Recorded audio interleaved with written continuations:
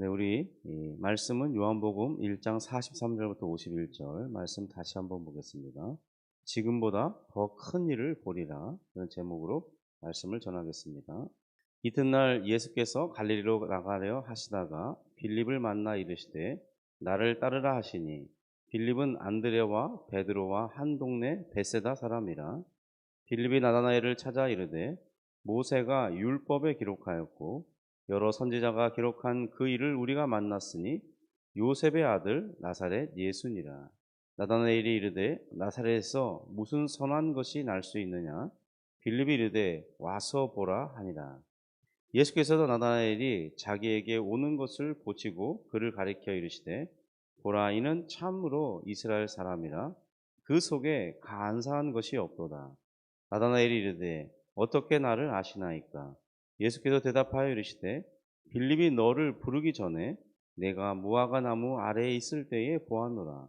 나다나엘이 대답하되 라삐여, 당신은 하나님의 아들이시요 당신은 이스라엘의 임금이로소이다. 예수께서 대답하여 이르시되 내가 너를 무화과 나무 아래에서 보았다 함으로 믿느냐?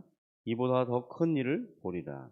또 이르시되 진실로 진실로 너희에게 이르노니 하늘이 열리고 하나님의 사자들이 인자 위에 오르락 내리락 하는 것을 보리라 하시니라. 아멘. 나다나엘과 예수님과의 이 첫 만남은 우리가 보통 겪게 되는 일반적인 그런 만남, 새로운 사람과 만나는 그런 상황과는 매우 다른 사건이었다고 우리가 어제 살펴보았습니다.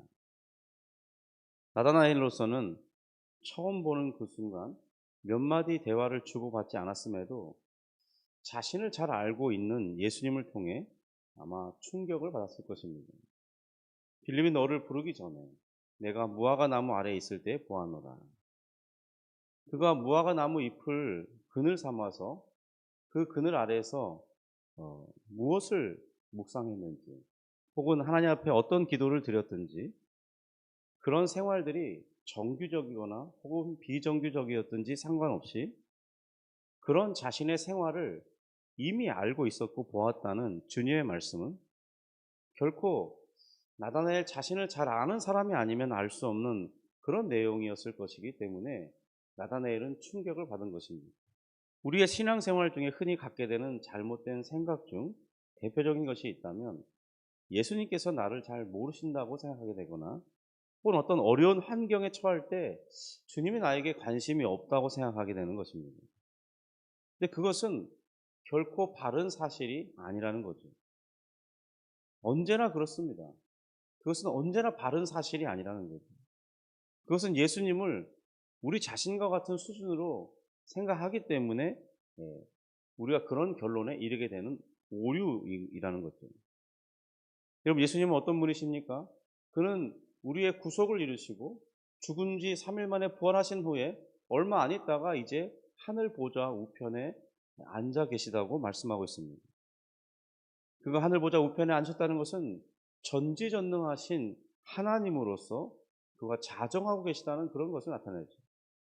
뿐만 아니라 그는 우리의 중보자로서 우리의 구원의 완성을 위해서 일하시는 그런 일을 그곳에서 하시되, 우리 자신 한 사람, 우리 자신 한 사람을 위해서만 뿐만 아니라 현재 이 세상에 있는 모든 구원받은 자들을 위해서 그가 일하고 계시다는 사실을 우리가 생각해 볼 필요가 있습니다.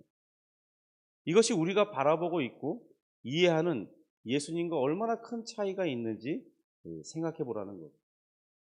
여러분, 한 사람뿐만 아니라 정말 정확히는 알 수 없지만 대략 10억 정도라고 치고 10억 명의 인생을 예수님이 다 구원하셨는데, 그러면 그 10억 명의 한 사람 한 사람들을 다 알고 그들의 구원의 완성을 위해서 일하여 가시는 그 하나님을 생각해 보라는 거예요. 그럼 우리가 1대1로 생각하는 예수님, 그것과는 엄청난 차이가 있는 거죠. 우리가 이런 명확한 사실을 인식한다면, 그러면 10억 명 중에 나 하나를 잊어버리신다고 해서 무슨 큰 문제가 있는가, 이런 식으로 생각하는 것이 아니라, 내가 10억 명 안에 포함되어 있지만 주님은 그 모든 사람을 한 사람 한 사람을 케어하고 돌보시는 능력이 있으신 분이 나를 외면하시거나 나를 잘 모르시거나 할 수 있겠는가를 생각해 보라는 거예요. 그럼 우리가 주님을 생각할 때 우리의 관점이 매우 많이 왜곡되어 있다는 사실을 우리는 잘 인지하지 못할 때가 많습니다. 예수님은 우리를 이미 알고 계시죠. 빌립이 나다나엘에게 예수님을 소개할 때 나사렛에서 무슨 선한 것이 날 수 있겠냐 이렇게 대답했는데요. 그가 예수님을 만난 지 얼마 되지도 않아서 그는 예수님을 향하여서 하나님의 아들이시고 당신은 이스라엘의 참된 임금이십니다. 이렇게 고백하는 변화가 일어납니다. 예수님은 빌립에게 먼저 나를 따르라고 하셨고 우리 인생이 꼭 내가 나의 삶을 책임감 있게 선택하고 결정하는 것만이 아닐 때도 있다는 사실을 빌립을 통해서 알게 됐습니다. 빌립은 주님의 이런 나를 따르라는 부르심에 강력한 이끌림을 받았다는 것이죠. 그 부르심에 자신이 순종해야 된다는, 또 그렇게 따르고 싶은 열망이 일어난다는 것을 자신이 알았을 것입니다. 유대인이라면 어렸을 때부터 율법을 배우면서 메시아를 기다리도록 교육받았을 때 건데요. 그런데 빌립은 예수님을 만났고 바로 율법에서 배웠던 오실이라고 한 그 선지자, 우리를 위한 메시아, 그가 바로 예수님이라는 사실을 확신했던 것입니다. 그는 메시아를 만난 큰 기쁨을 가지고 나다나엘에게 찾아갔지만 그의 반응이 의외로 냉소적이었던 거죠. 나사렛에서 무슨 선한 것이 날 수 있겠느냐. 그러니까 이 나다나엘이 기대하던 이 메시아의 모습이 아니었음을 알고 있는 것입니다. 알게 되는 것이죠. 그런데 빌립이 그렇지 않다는 사실을 여러 가지 많은 논증을 통해서 그를 설득하려 한 것이 아니라 단지 그렇다면 너가 직접 와서 보라 이렇게 권면하였습니다. 이것은 단순하지만 매우 강력한 도전이었다는 거죠. 우리가 사람들에게 복음을 전하고 또 예수님을 설명한다고 해서 반드시 그 사람이 예수님을 믿게 되는 것은 아닙니다. 결국 그 말씀을 들을 때, 복음을 들을 때 그의 마음에 성령께서 역사해 주셔야만 그가 변화되고 믿을 수 있게 되는 것이죠. 예수님이 나를 따르라고 했을 때 빌립의 마음속에 어떤 성령의 역사가 있었던 것이 분명합니다. 예수님을 직접 만난 나다나엘도 그의 입을 통해 빌립처럼 예수님을 메시아로 고백하게 됩니다. 예수님을 우리가 믿게 되면 우리는 점점 더 예수님을 알아가게 되는 거죠. 예수님께서도 지금 오늘 그렇게 말씀해 주고 있습니다. 우리 50절인데요. 50절 같이 읽겠습니다. 예수께서 대답하여 이르시되 내가 너를 무화과 나무 아래에서 보았다 함으로 믿느냐. 이보다 더 큰 일을 보리라. 여러분, 우리는 단지 예수님을 믿는 이유가 죄 용서함 받고 죽어서 천국 가는 그런 목적으로만 예수님을 믿는 것은 아닙니다. 이것이 복음이 가진 내용 전부가 아니라는 거죠. 그런데 얼마나 많은 신자들이 이 정도 신앙 수준에서 머물러 살기를 원하는지 모릅니다. 그 이상은 별로 필요 없다는 식으로 그렇게 신앙생활하는 사람들이 너무나 많습니다. 그런데 예수님은 나다나엘에게 이렇게 말합니다. 내가 지금 놀라는 이유가 무엇이냐. 내가 너를 무화과 나무 아래에서 보았다 하는 그 사실에 이미 알고 있고 보고 있다는 보았다는 사실에서 놀라는 것이냐. 주님 거기에 한마디 더 하시죠. 장차 그보다 더 큰 것을 보게 될 것입니다. 그렇습니다. 우리의 신앙은 처음 믿은 그 신앙, 그 수준으로 일생을 살아가는 것, 그것이 하나님의 뜻하신 바가 아니라는 것입니다.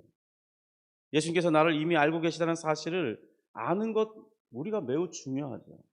우리가 예수님을 믿고 구원받는 것, 그리고 천국에 들어갈 것이라는 확신을 갖는 것, 그거 너무나 중요한 것입니다. 그러나 예수님께서 우리가 알고 있는 그 이상의 더 놀라운 큰 일을 보여주시다고 말씀하신다는 것은 우리가 그 수준에 머물러 있기를 원치 않으신다는 것이죠. 51절입니다. 우리 같이 읽습니다. 또 이르시되 진실로 진실로 너희에게 이르노니 하늘이 열리고 하나님의 사자들이 인자 위에 오르락 내리락 하는 것을 보리라 하시니라. 이 말씀을 우리가 읽을 때는 교회를 좀 다녀본 사람이라면 즉각적으로 떠오르는 장면이 있습니다. 바로 창세기 28장에서 야곱이 그의 형을 속이고 이 형이 이제 미움 가운데 야곱을 죽이려는 그런 의도가 드러나자 이제 도망하는 그런 길에서 급하게 도망하면서 이제 베델에 이르게 되었습니다. 밤이 되었고 피곤해서 낮에 이렇게 따뜻하게 데펴진 그 반질반질한 돌들이 거기에 있는데요. 그 돌을 베개 삼아 잠이 들었던 것입니다. 그는 그의 꿈속에서 하늘과 연결된 이 계단을 보았고 그 계단에서 하나님의 사자들, 천사들이 오르락내리락 하는 장면을 보게 되는 거죠. 여러분, 한글 번역은 사닥다리로 번역되어 있는데요. 이건 좀 정확한 번역이 아니라 할 수 있습니다. 우리 사닥다리 그러면 어떻게 되죠? 이렇게 하늘에서 밑에까지 사닥다리가 쭉 올라와서 직각으로 위로 올랐다 내렸다 이렇게 이해하게 되지 않습니까? 그게 아니라는 거예요. 그들의 문화에서요, 사닥다리는 없었습니다. 그보다는 이 메소포타미아의 고대 유적들 중에 갈대아 우루 그런 곳에서 발견되는 지구라트라는 그런 모형이 있습니다. 그러니까 이것은 피라미드 모양의 이렇게 이렇게 형식으로 쌓아진 곳인데 그 가운데에는 계단으로 하늘 끝까지 이렇게 정상까지 닿아 있죠. 그리고 그 하늘 끝에는 뾰족한 것이 아니라 중간에 이렇게 넓은 장소가 있어서 거기서 제사를 지낼 수 있는, 그래서 마치 그 제사 지내는 그곳이 우리가 밑에서 볼 때는 하늘에 닿아 있는 것처럼 보이고, 그리고 그것이 신이 거하시는 곳이라고 사람들은 생각하게 되는 것입니다. 바로 이 야곱이 꿈을 꿀 때 사닥다리에서 이 하나님의 사자가 오르락내리락 했다는 것은 그런 지구라트 밑에 있는 자신과 그리고 마치 하늘에 닿아 있는 것 같은 그 끝에 천사들이 왔다 갔다 하면서 어떤 소통하는 그런 환상을 본 것이라는 것. 예수님께서는 나다나엘이 장차 지금 자신의 눈앞에 지금 메시아를 본 것보다 더 큰 일을 목격하게 될 것이라고 말씀하고 있는 것입니다. 그것은 이제 하나님과 사람 사이에 구원이 열리게 되는 놀라운 일을 볼 것이라는 거죠. 예수님이 장차 어떻게 이제 예수님이 메시아라는 것을 확신하게 됐잖아요. 그런데 그 메시아로서 어떤 일을 하는 것인지를 보게 될 것이라는 겁니다. 우리의 신앙이 가야 할 방향이 무엇인지 이 말씀을 통해 알게 되는 것입니다. 처음 믿은 신앙, 오늘 부른 이 찬송과 가사처럼 귀하고 귀한 것이 맞습니다. 그러나 거기에서 멈춰 있는 것은 하나님의 뜻이 아니라는 거죠. 우리 신앙의 성숙을 통해 더 많이, 더 높이, 더 넓게, 그리고 더 깊게 하나님의 크고 놀라운 사랑을 알아가야 한다는 것입니다. 우리가 이 일에 멈춰 있는 사람들이 의외로 많다는 것이죠. 마치 사도 바울이 기도하면서 하나님의 사랑의 우주에 빠져 들어가서 그곳에서 찬양하면서 노래하는 것처럼 우리도 그래야 한다는 것입니다. 에베소서 3장 18절 19절에 보면 이렇게 되어 있죠.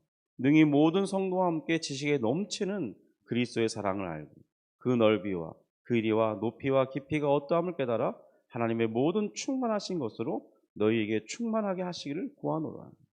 여러분, 이것은 사도 바울의 기도이지만 우리 삶의 현실이 되어야 하는 그런 실현되어야 할 기도 제목이라는 것입니다. 사도 바울은 먼저 그리스도의 사랑에 우주에 빠져서 정말 이 하나님의 사랑이 얼마나 크고 놀라운 것인가를 감격하면서 측량할 수 없는 그런 하나님의 사랑의 충만에 거하게 된다고 말하고 있습니다. 그런데 지금 너희에게 그렇게 하시기를 구하노라 라고 기도했으니까 우리 신자들도 그러한 사랑에 빠져들어야 한다는 것입니다. 하나님의 사랑이 나를 얼마나 강하게 붙들고 있는지를 알아가야 한다는 것이죠. 어제는 우리 자신의 이 과거를 되돌아보면서 우리가 어떻게 신앙을 가지게 되었는지, 그리고 그 신앙을 가진 그 후로 우리가 어떤 인생길을 걷게 되었는지 한번 생각해 보면서 은혜를 기억하자고 했습니다. 이제 오늘은 우리의 현재, 하나님이 나를 붙드시는 이 현재, 그리고 장차 펼쳐질 이 장래의 소망에 대해서 생각해 보면서 우리에게 있는 나무에 있는 이 구원이 있습니다. 그 구원을 바라보고 믿음 안에서 기뻐하시는 날이 되기를 바랍니다. 여러분, 그럴 때 우리가 주님을 만나고 믿게 된 우리의 인생이 결코 우연일 수 없다는 사실을 알게 될 것입니다. 그리고 하나님의 사랑이 우리를 얼마나 깊이 있게 역사하고 있고 하나님의 사랑이 우리를 붙들고 있는지, 우리를 견고하게 붙드시면서 인도하고 있는지를 우리가 확신할 수 있게 될 것입니다. 오늘 그 사랑을 생각하면서 나의 미래가 불안하지 않고 또 확실하다는 것 속에서 오늘 나의 문제가 있지만은 그 문제를 이길 힘을 얻기를 주님의 이름으로 축복합니다. 기도하겠습니다. 하나님 아버지, 감사합니다. 주님, 우리가 메시아를 처음 만났던 빌립과 나다나엘에게 그저 예수님을 믿고 구원받은 그 기쁨으로만 멈춰 있기를 원치 아니하시고 장차 더 큰 일을 보리라고 말씀하셨던 주님의 말씀을 통해서 주님, 우리에게 정말 하나님의 더 깊은 사랑, 더 놀라운 사랑 속에 빠져들어가며 그 사랑의 충만함 속에서 우리가 견고하고 또 주님과 깊은 그 사귐 가운데 살아가는 그 복된 삶을 살기를 원하시는 주님의 뜻을 발견하게 됩니다. 주님, 그러한 가운데 우리가 확신 있는 삶을 살게 되므로 또 우리 주변에 있는 사람들에게 예수님을 소개하고 예수님을 만날 수 있는 기회를 얻게 하는 것, 복음을 증거하는 삶을 사는 것, 그것이 얼마나 놀라운 삶인가를 알게 하온데 주님, 우리가 그럴 수 있도록 인도해 주옵소서.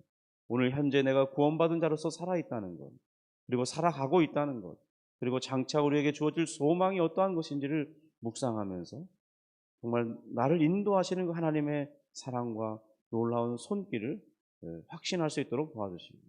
그것을 생각하며 기뻐하며 우리 심령이 담대하여지고 그리고 오늘 우리에게 펼쳐진 많은 문제들을 이기도록 이끄실 하나님을 더욱 깊이 신뢰하는 우리가 되도록 인도해 주옵소서.